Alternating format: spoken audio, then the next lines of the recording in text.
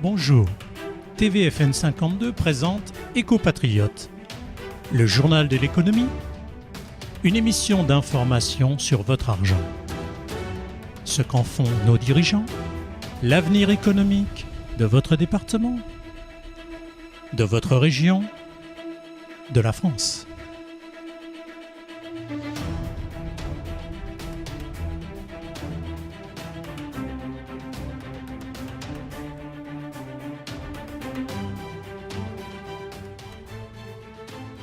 Pendant les élections régionales, j'ai lu la presse comme tout le monde. Et j'étais surpris de voir que toutes les revues spécialisées, les journaux, titraient à peu près la même chose sur le programme économique du Front National. Alors la question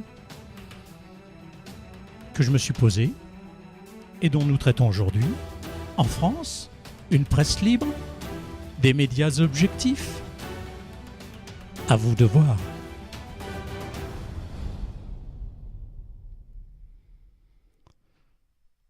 Donc, lorsque j'ai lu les titres, Le Monde, projet économique du FN passé au crible.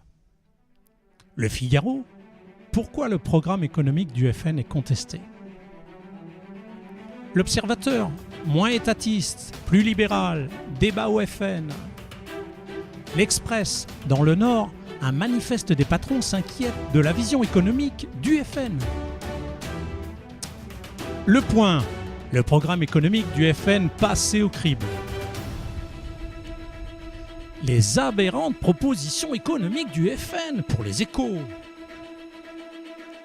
Et puis enfin, Challenge, pourquoi le programme économique du Front National est archi nul.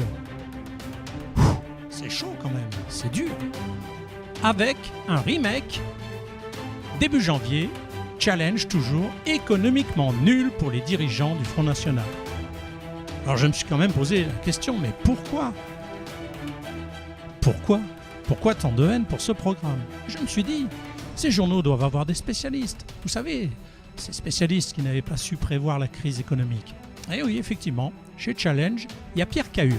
Alors Pierre Cahuc, il avait déclaré la baisse des charges va nous faire sortir du chômage et créer de l'emploi.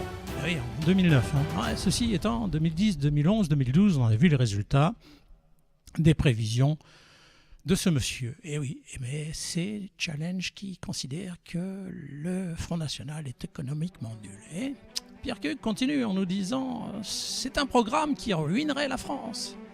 Et à l'appui de son argumentation, il compare la France à l'Argentine qui, elle, a 609 milliards de PIB, pendant que la France a 2 806 billions de dollars de PIB.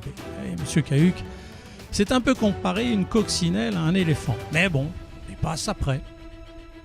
Alors, le point commun de tous ces économistes, d'abord, c'est qu'ils sont pour l'euro.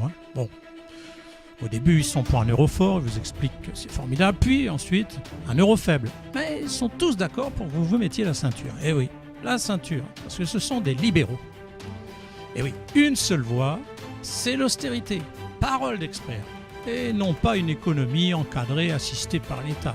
Le libéralisme pour tous. Enfin, pour tous, presque. Parce que, à y regarder de plus près, qu'est-ce qu'on voit ?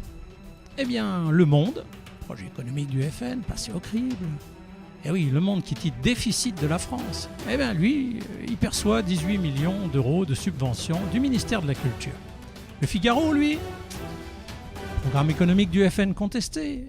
Il perçoit également 18 263 664 euros de vos impôts. Ah oui. L'Observateur, moins étatiste, plus libéral, enfin en tout cas pour lui, il a choisi 9 millions de subventions. L'Express, lui, dans le Nord, les patrons manifestent.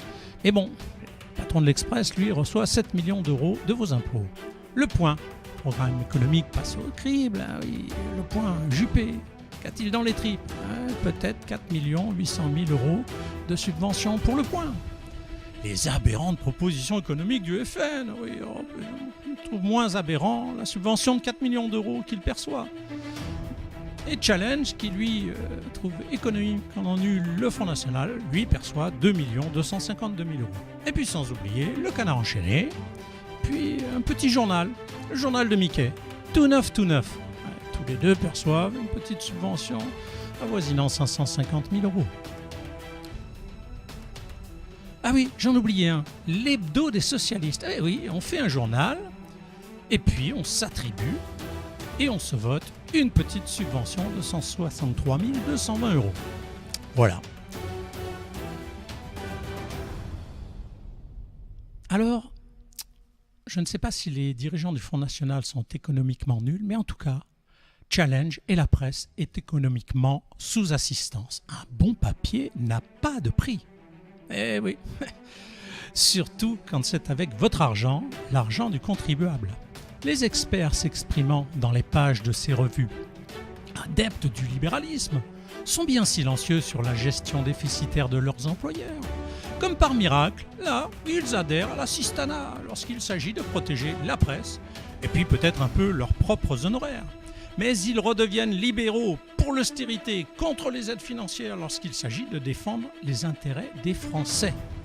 Pour ces oubliés de la République financière, il y a ce que ces élites auto-assistées appellent avec mépris les économiquement nuls, les démagos, les populistes, mais que le peuple de France nomme avec fierté les patriotes du Front National. Rendez-vous en 2017.